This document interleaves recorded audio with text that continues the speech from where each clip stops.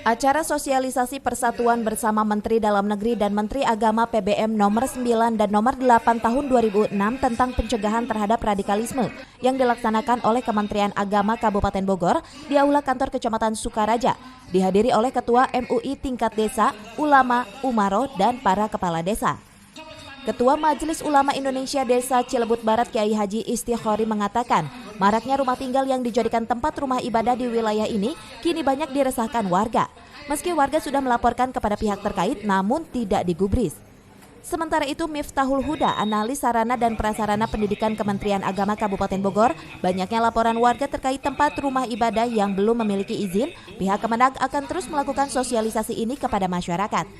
Membuat rumah ibadah itu syaratnya itu yaitu 90 warga setempat ya, bahwa sebagai non muslim umpamanya dan ditandatangani oleh warga itu pula yang dikatakan ya sebagai non muslim umpamanya orang Islam ya nggak apa-apa itu kan, tapi ini bukan bentuk bangunan gereja, tapi ini memang rumah ibadah dijadikan apa? Ya, jadikan tempat ibadah dan bahkan dari luar pada berdatangan itu yang jadi konflik.